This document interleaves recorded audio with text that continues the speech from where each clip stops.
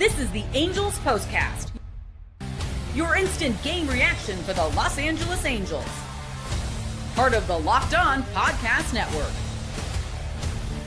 Your team every day.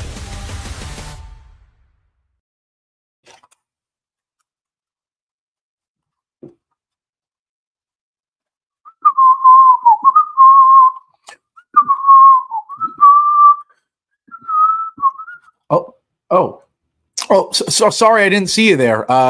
Is Lil Bro talking or something? Shohei, is that Will Smith? Freddie Freeman, Mookie?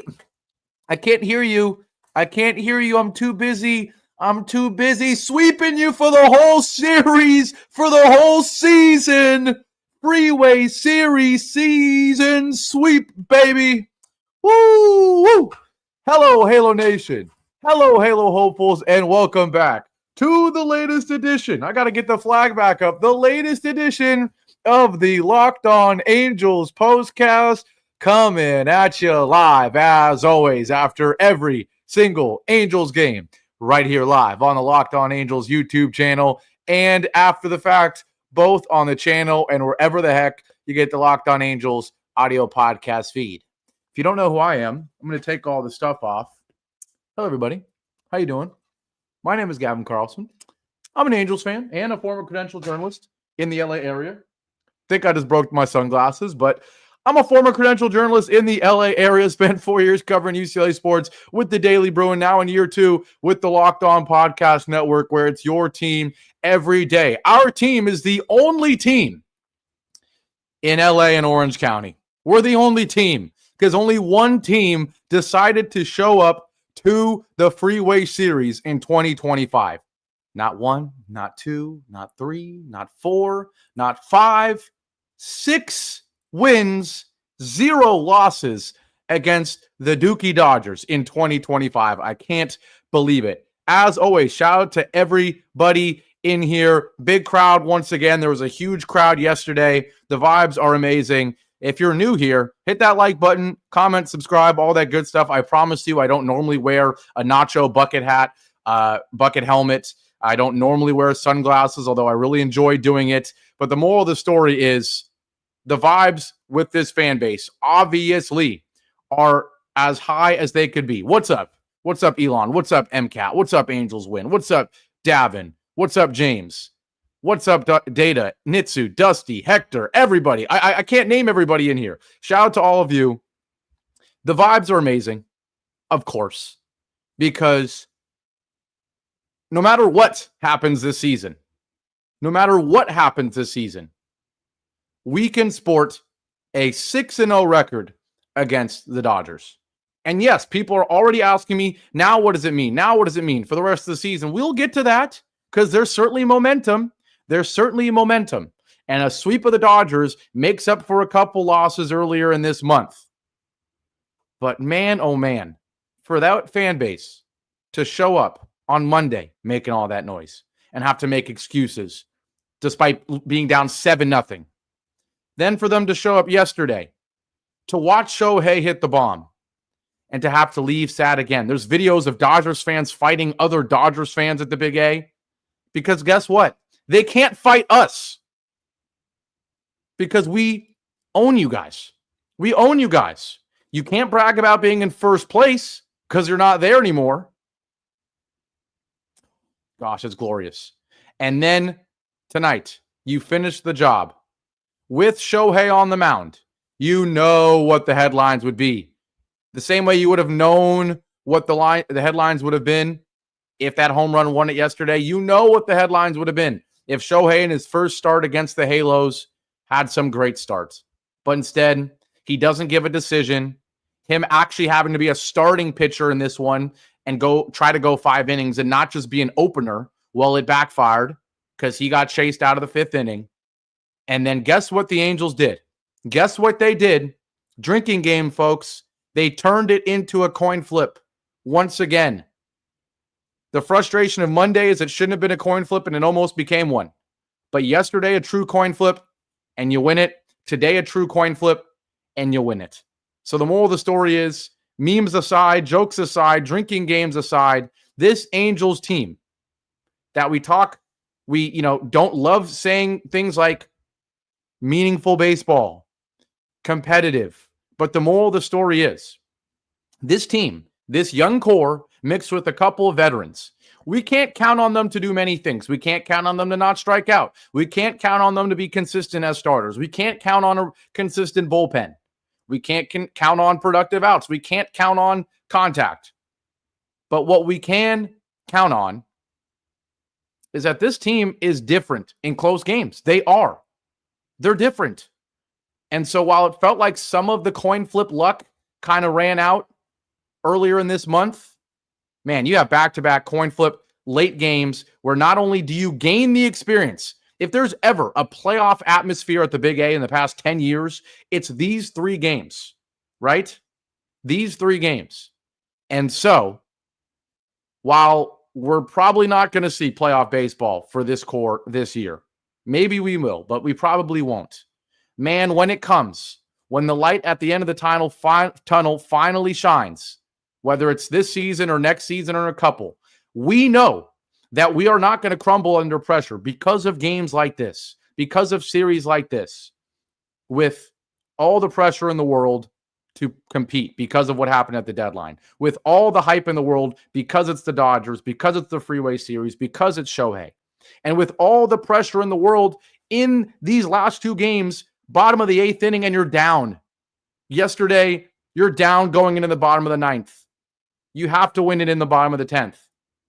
And you got it done both times. If there's one thing we are sure about in big 2025, it's that the Logan O'Hoppes, the Zach Nettos, the Nolan Shanuels, the Bryce Teodosios, oh my gosh, we'll get into him.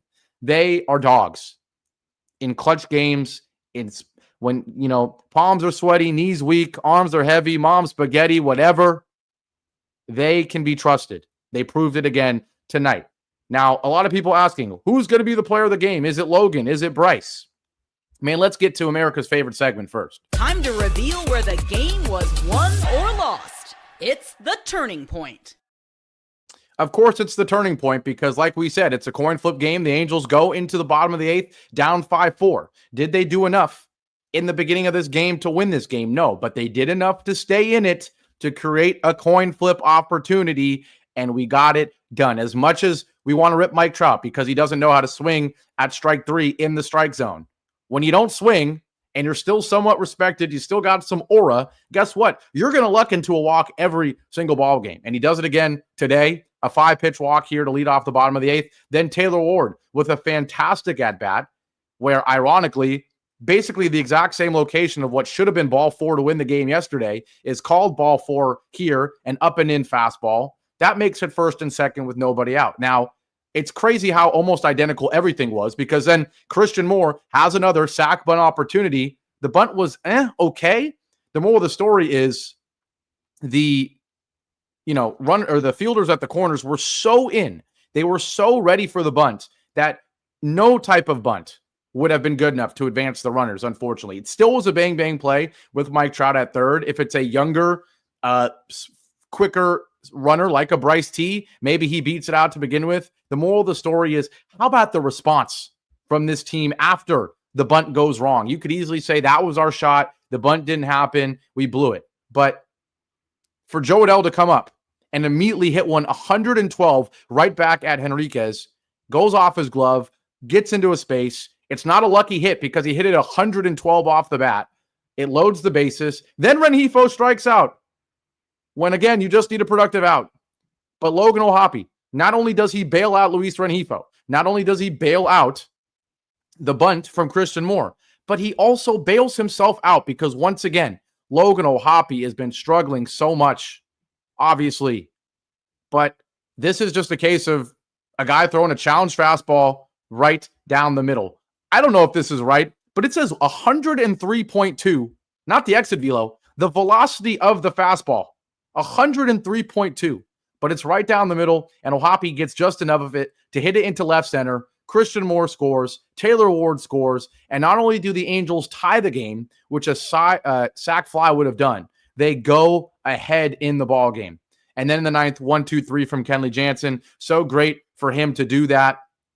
after, blowing it 2 days ago, or blowing it, yesterday. But man, oh man, it just feels so great. I don't know what else to say. It feels so great. I got people joking, including my friend Davin, asking me, what's the moral of the story? He knows that's my saying. There's no more moral of the story. We're not looking big picture right now. We're soaking up the moment. We're enjoying the moment because we have just gone 6-0 against the Dodgers in 2025, largely here because of one swing from Logan O'Hoppe. And it's so great, so great that it was him. Because as much as I would love for it to be a Bryce T or a Joe Adell, we got Joe Adell doing it yesterday. You can make the argument there's not a guy you want to see get it done in this situation more than Logan O'Hoppe.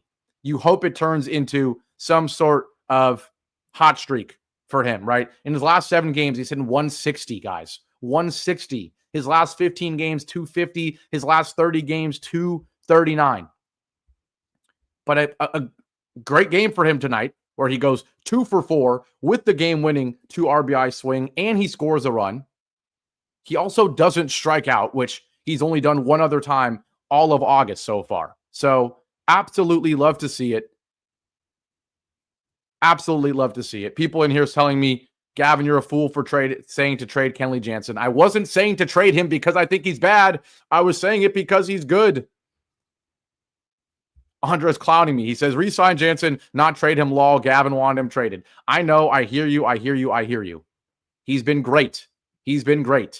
And fortunately for us, unlike some guys, we didn't trade him, and he stayed great, if not been even better. Right? I think of guys like last year that we didn't trade, and then they got worse. But Taylor Ward gets it done once again with another home run. He deserves his praise, and Kenley Jansen has been unbelievable. So we love it.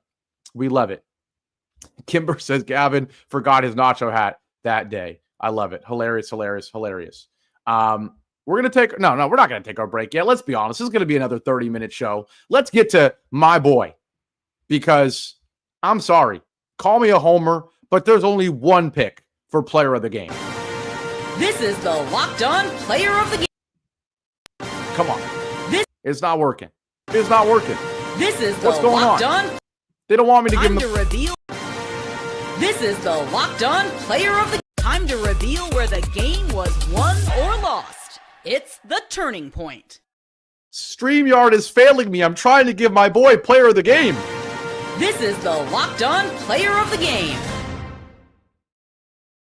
There we go. It works, and because it works, I'm doing it again. This is the Locked On Player of the Game. Now, it's our boy, Bryce Teodosio. It's him. It's him. It's that Locked On budget. You guys are clowning me. Hilarious. Bryce Teodosio is him, guys. He's him. There's no other way to put it. And I'm going to be honest. There's other things you can criticize me for. Maybe it's defending Jose Soriano too much when he's still a guy with a 4 ERA. Maybe it's being too hard on Taylor Ward or Kenley Jansen or anybody else. But I don't know. Since the first or second time we saw him, I don't want to toot my own horn, but I've been saying this is the exact type of guy we need. And he's exceeded any expectations that any of us had for him. This is the perfect guy for this team. The rest of the outfielders, not good in the field. I'm sorry. Joe Adell, he makes me nervous. Taylor Ward doesn't even know what running is. He only knows what jogging is. Bryce Teodosio, the speed is unbelievable. The batting average, it's still going up. It's 357 now. The OPS is 879. The guy hits another double. He has 2 hits. He's so quick that the Angels are doing foolish things like trying to steal third base with him. And yet, what is the one thing we've been saying this whole time? His best skill is his glove. And tonight we saw it in the most amazing form possible. Because in case you missed it, in the top of the 7th inning, Reed Detmers comes in for Chafin, immediately walks Will Smith, and I'm thinking, here we go. It's Detroit all over again. He strikes out Teoscar Hernandez, which is very surprising because we know what Teoscar does against lefties. But it's a long at-bat, 7 pitches, and he throws a fastball right down the middle for strike 3. Then Andy Pages comes up. He gets a fastball right down Broadway. right down Broadway. And Pages does what you should do. He hits it hard and deep to right center field. And what's unbelievable about this play is how complicated it was for so many reasons. You're going back to the wall. It's sometimes people think it's easy when the ball's hanging up as long as it was. But sometimes it's harder because you have to be really patient. You don't just get to the wall and immediately jump. You have to time it perfectly. You're going to crash into the wall too, because he didn't get there early enough to where it's a straight leap. He still has to catch it and go into the wall. He's going to take a hit. He's also a lefty, so he's not going up with his left hand with the glove like this. He has to reach over his head. And oh, by the way, the biggest factor here is he's also calling off Jo Adell at the same time. I mean, think about it. I don't think I've ever seen somebody have to call somebody off on a home run robbery. It was so perfect between Adell and Teo that Jo Adell was right there getting ready to leap up and make the play. I didn't see the replay close enough to see if Teo verbally calls him out or is just there enough that Adell doesn't need to jump. But the moral of the story is Bryce Teodosio gets there, leaps up, and makes an unbelievable home run robbery. I mean, one of the best you'll ever see. And for it to happen from a guy who's been in the bigs for like 2 weeks, a guy who shouldn't have to be the starting center fielder for a team that's still trying to make the playoffs. And he has stepped in and done every single thing better than just about everyone on the team. Let's be honest. The guy's hitting 357 since he's been here. Obviously, that's better than anybody else. He's got 3 doubles now, I believe. Probably the most since then. I mean, obviously, Taylor Ward's got him beat on extra base hits and RBIs because he's hitting home runs and he's hitting a bunch of RBI swings. But outside of slug, and really outside of Taylor Ward, even still with slug, you might give it to Bryce T. He's the only guy on the team with speed. And he's the only guy on the team, maybe Zach Neto as well, that you feel above average in terms of confidence with him as a fielder. And so I'll be honest. When I saw him make that catch, you know the meme? I forget who it was. But you know that meme where they're like, they point and they like, what else do you need to see? That was that right there. What else do you need to see? He got it done. He got it done. He's him. He's him. There's no other way to put it. There's no other way to put it. So with all that being said, we're going to finally take our break here. When we come back, we have so much more to talk about because we did not give Taylor Ward his credit enough for hitting another home run, for staying red hot. We haven't even mentioned the fact that Shohei Ohtani started this game and immediately gave up 2 runs in the second. We only talked about what happened in the 5th, which we didn't even get into enough as well. So we're going to get to all of that, and then we're going to finally ask the big question, can we turn this 6-0 record against the Dodgers, and more importantly, this 3-game sweep here in the middle of August, can we turn it into a potential rally, a potential win streak, a potential rise up the AL wildcard standings? We'll talk about all of that after our break here on, let's be honest, one of the happiest victory editions of the Locked On Angels Postcast of all time. We'll be right back. We got plenty more to talk about. Now, on this Wednesday night, today's show is once again brought to you by OpenPhone. If you're running a business, you know that every missed call is money left on the table. Think about the last time you had a service emergency, like a burst pipe. If the first plumber didn't answer, did you wait? Nope. You called the next one. That's why having a reliable business line is so important, and that's why you need OpenPhone. OpenPhone is the #1 business phone system that helps you streamline and scale customer communication, all from an app on your phone or computer. You know, if you have to juggle 2 phones, a business phone and a personal phone, and keep things separate, OpenPhone solves that instantly. If you've got a whole team that, you know, do we share a number? Share a number, have a shared inbox, no more who's handling this. And the AI agent handles after-hours calls, answers common questions, and captures leads so you never miss a customer again. OpenPhone is offering Locked On Angels Postcast listeners 20% off your first 6 months at openphone.com/LockedOnMLB. That's OPENPHONE.com/LockedOnMLB. And if you have existing numbers with another service, OpenPhone will port them over at no extra charge. OpenPhone, no missed calls, no missed customers. And today's show is also finally brought to you by Gametime. We've all been there, logging on early and waiting forever for concert tickets to go on sale. I did it with The Weeknd. I did it with Kendrick Lamar and SZA. And the worst part is when you lose your spot in the queue for a show like that you've been dying to see. Live music should be about making memories, not dealing with the stress of ticket shopping, and that's where Gametime comes in. In addition to sports, Gametime makes getting concert tickets faster and easier than ever. Prices actually drop as it gets closer to showtime, and you can save up to 60% with their killer last-minute deals. So take the guesswork out of buying concert and show tickets with Gametime. Download the Gametime app, create an account, and use code LOCKEDONMLB for $20 off your first purchase. Terms apply. Again, create an account, redeem code LOCKEDONMLB for $20 off. Download the Gametime app today. Last-minute tickets, lowest price, guaranteed.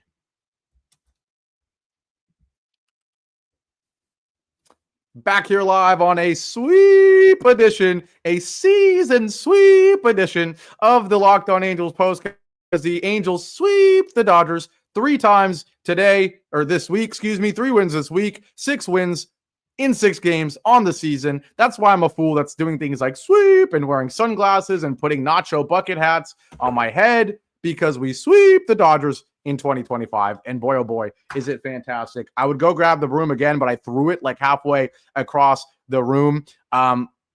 Let's celebrate this a little bit more. Larry says he needs a locked on bonus to help pay for his move. Now we're okay. But yes, he is right. Everyone, there's 290 people here, less than 70 likes. Smash that like button. Certainly would appreciate that. The crowd has been absolutely amazing. But let's be honest, guys.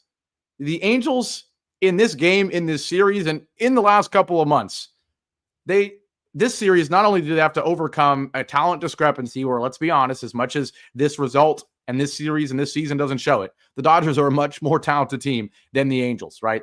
But we also have to overcome a really bad manager. I'm sorry, and I don't want to be negative here, but the fact that we swept the Dodgers with Ray Montgomery having probably 3 games where I didn't like what he did in any of them. I don't know. That's just me. Obviously, Kyle Hendricks was not good in this one. Just 3 1/3 innings, gives up 6 hits, 5 earned runs. He walked 3, gives up 3 in the first inning, including the 2-run shot from Will Smith. Biggest takeaway here is, I'm sorry, in big 2025, having an 85-mile-an-hour fastball, it's just not going to get it done. Certainly not consistently, right? I mean, let's be honest. Even when you're throwing the changeup perfectly, when you're throwing the slider perfectly, that fastball maybe will get you a 4 ERA at best. But that's a perfect example where you're throwing a bunch of changeups. You try to sneak in a fastball, but you're sneaking in an 85-mile-an-hour fastball that Will Smith can, despite it being well inside and on his hands, he has plenty of time to turn on it and keep his hands, his wrists in enough to keep it fair with ease. 2-run shot, that made it 3-0. The Angels do immediately respond with 2, because while Kai Hendricks wasn't great, their starting pitcher wasn't great either. Yes, Shohei Ohtani, I'm talking about you. Shohei Ohtani comes in, despite the 1-2-3 top of the first, immediately gives up a solo shot off of that man, that bad man, Taylor Ward. As much as I can't believe I'm saying it, that bad man, Taylor Ward, another home run for him, back-to-back games, 29 homers on the year. He's up to 90 RBIs, I believe. This one, a 97-mile-an-hour four-seamer from Ohtani right down the middle, and he hits it 103 off the bat. Yes, exactly, 90 RBIs for Taylor Ward now. Unbelievable. If it wasn't for Cal Raleigh having one of the greatest seasons we've ever seen, Taylor Ward might be leading the American League in RBIs. But the best part, and again, this is what I love the most. We know the Angels are going to give you the occasional home run. We know Taylor Ward's going to come through occasionally. But for Yohan Moncada to immediately double the very next at-bat, and then for 2 at-bats later, I mean, let's not forget, Joe Adell's fly out to deep center allows Moncada to tag and get to third, and then Luis Rengifo didn't get the productive out in the 8th inning, but he got it here. A 1-out sac fly and a 2-1 pitch, takes a four-seamer inside, and he's able to get a jam shot to right field to get the sac fly. That made it 3-2. Now, of course, Hendricks struggled again, or not Hendricks struggled again. I mean, yeah, he kind of did. He gave up a single walk and then a 1-out walk to Shohei to load the bases with 1 out. This is maybe the only time that Montgomery did something right. He brings in Zephyr John at this moment, but you kind of have to, right? So I'm not going to give him credit for that. Unfortunately, Zephyr John gets Mookie Betts down 0-2, but then throws his 3rd consecutive fastball right down the middle. And I'm sorry, Mookie Betts, as much as he's struggling, he's way too good to not hit a base hit there. That makes it 4-2, and then he walks in a run, a 3-1 pitch that's nowhere close, ball 4 on a 3-run sweeper down and away. Make that make any sense, and that's ball 4. It's 5-2 Dodgers, and you're thinking, oh, man, we're going to lose. Here come the headlines. But then with Ohtani, we get it. He's never pitched this many pitches all season. He's never broke 60 or something. He's going into the 5th inning with around 60. And he gets a strikeout on Rengifo, but then back-to-back singles. O'Hoppe, who once again could have been player of the game, huge swing here. But my man, Bryce T, man, I don't care how he gets it done. A little blooper jam shot here that makes it first and second with one out. And then Zach Neto, once again, this guy is different. He's clutch. He's the best player on the team. He's the leader of the team, and he is clutch. He's a big-time player. Big-time players make big-time plays in big-time moments. He does it again with his 25th double to score both O'Hoppe and Bryce T. That's probably the most underrated at-bat of this ball game. I mean, not really, but a 2 RBI swing, unbelievable. They have to take out Ohtani. You could have made it more if Mike Trout doesn't strike out. And then with 2 outs, Christian Moore comes up, and unfortunately, he's not able to get it done with the bases loaded. But you still got 2 more in that inning, and then we know what happened from there. The Bryce T home run robbery, and then, of course, the 2 runs in the bottom of the 9th. The other thing that we have to point out before we talk about the rest of the season is, say all you want about Ray Montgomery and when he did it and all this stuff, and I'm not going to give him too much credit here, but the Angels bullpen did not allow a hit after that 1 hit from Zephyrjon against Mookie Betts. After that, yes, were there 3 walks from Zephyrjon, Chafin, and Detmers? Yes, but not a single hit after that base hit that Zephyrjon gave up against Mookie Betts in the 4th. That's unbelievable. 5th, 6th, 7th, 8th, 9th inning, 5 innings without a hit. And yes, if it wasn't for Bryce T, there would be a 2-run shot in there, but still, no hits through the last 5 innings of this ball game. The bullpen, fantastic. Chafin, just 1 walk, but 2 strikeouts in an inning and a third. Detmers, he did have a walk, but still a scoreless inning, hitless inning. Brock Burke, a perfect inning, 2 strikeouts. Love to see it. Brock Burke has quietly been unbelievable. He's at a 2.82 ERA now, guys. He's 6-1 as he gets the win here. And then Kenley Jansen gets the job done with another beautiful save. This bullpen is starting to feel a little less like a blow pen, especially because we didn't have to use Luis Garcia in this game. You feel really good about Brock Burke, about Kenley Jansen. I mean, Chafin, he looked better today. You still feel good about him. Detmers, you kind of feel good about. And then if we can feel good about Luis Garcia, that's 5 bullpen arms. That's good enough to feel better about the bullpen. I certainly feel great about the lineup because one thing I put here that I forgot to mention, we're giant slayers. And I'm not just talking about giants as in the Dodgers being, one of the best teams in baseball. The starting pitchers that we have been dismantling lately. Tarek Skubal, his worst start of 2025. Yamamoto, his worst start of 2025. And now Shohei Ohtani, technically his worst start of 2025. So we're giant slayers. We're doing it against big teams. We're doing it against great starting pitchers. Yes, Nathan brings up a very interesting point. This might be the rare time where you don't want a day off, but I actually disagree because I think this is a perfect opportunity for you to not get too high, right? I could easily see if the Angels were playing the A's tomorrow, I could easily see them getting way too high, thinking they're an elite baseball team again, and getting smacked as I accidentally ripped out the headphone here, but you can still hear me. But I could just easily see it. If there wasn't a day off tomorrow, the Angels coming in and getting absolutely smacked by the A's because we're way too high. I totally agree with Cat Soup here. I think the day off tomorrow, it's perfect because both physically and mentally and emotionally, you need a break. You need to calm down. You just played the 3 biggest games of the season so far. You're as high as could be, but we know what the end goal here is. You've now done something that you can celebrate no matter what. Declan says, are we thinking wild card is obtainable again? Lol. I don't know if it is yet, but guess what makes it a lot more obtainable? This sweep, because again, you're expected to probably lose all 3 of these games or maybe go 1-2 against the Dodgers. You swept them. So does it make up for going 1-2 against the White Sox? Does it? And going 1-2 against the Rays and going 1-2 against the Tigers? No. But does it make up for at least 1 or 2 of those losses? Certainly. Now you have to exceed expectations a couple more times, and we have a shot. They said on the radio broadcast to get to 85 wins, you need to go 27-16. 27-16 is what they said. I believe that's right. I'm doing the math. 27-16. Were they 1 off there? No, I think they're right.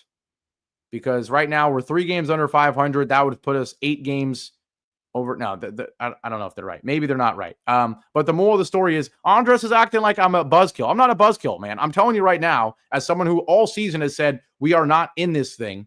Guess what I'm saying now? I'm saying we have a scenario now where we can be in this game. There's a scenario now.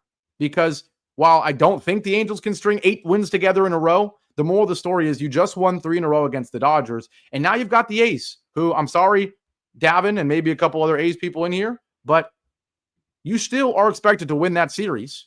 And if you play like you played these last 3 games, you can absolutely sweep them. You can absolutely sweep them. And yes, thank you, MCAT. I'm just being realistic. I'm not trying to jinx this. I want it to happen. You know I want it to happen. All right?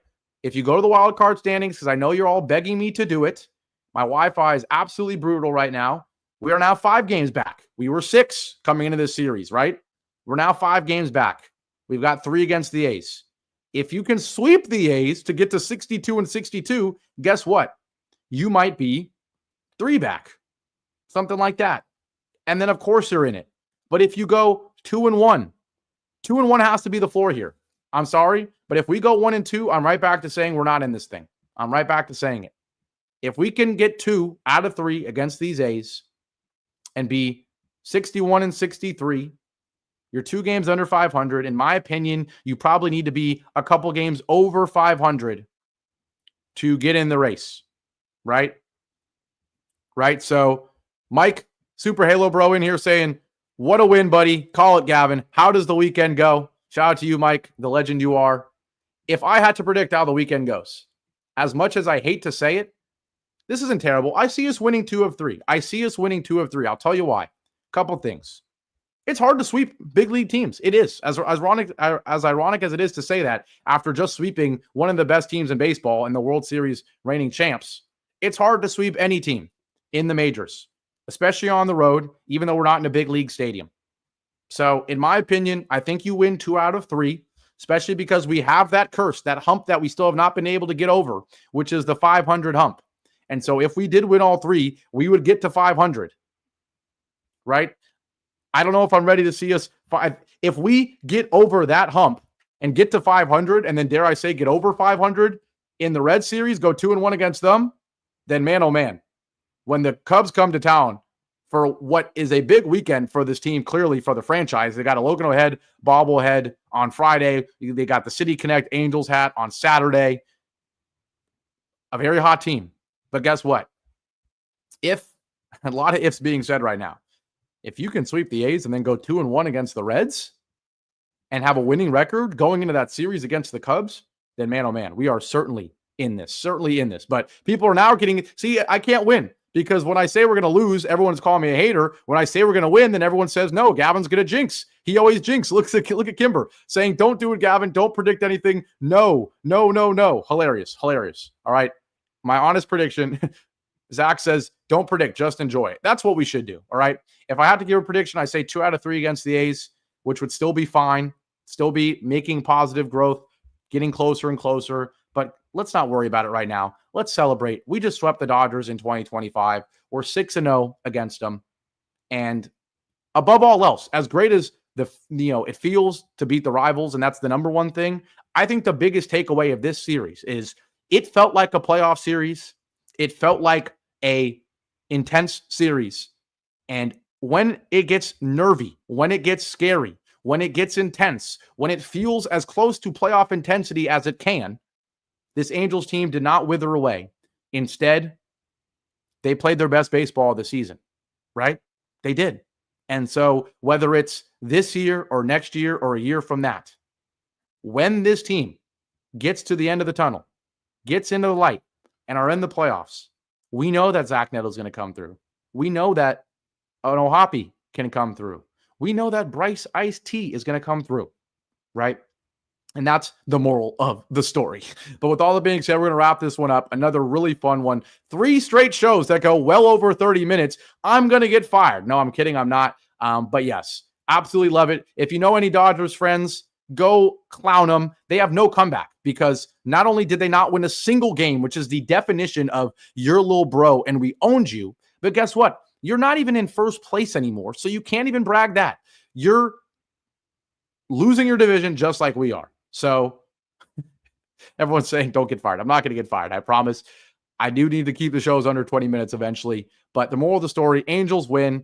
Absolutely love it. Have a great rest of your Wednesday night. We own the Dodgers. We own SoCal. I'll see you back here Friday night. Yes, absolutely. Seth is right. Smash that like button. Really, really appreciate it. Have a great rest of your Wednesday night. Enjoy the day off tomorrow, and I'll see you back here on Friday night as we continue the quest to 500 and the quest to get deeper and deeper in this wild card race. Take care. Have a great one. I'll see you on Friday. Oh, I almost forgot. Last thing. I'm just about getting ready to hit purchase on tickets for Monday. So it's going to be Monday. I haven't bought the show yet. Moral of the story, Carlson, hilarious. I have not bought the tickets yet, but I am 99% sure at this point I am buying tickets for the Monday night game, which, guys, could be the game where the Angels have the opportunity to finally break the 500 curse. How amazing would that be? So if you can be here Monday, at the game Monday, DM me on Twitter at Gavin Carlson _ or reply in the comment section of this video and let me know that you're thinking about coming, and I will buy the tickets, if not tonight, certainly tomorrow, so that by the time I get on the show on Friday, I know what section me and my friend will be in. All right? Have a great rest of your day, guys. Let's plan that meet and greet for Monday. And go Angels. Dodgers, who's your daddy? We are.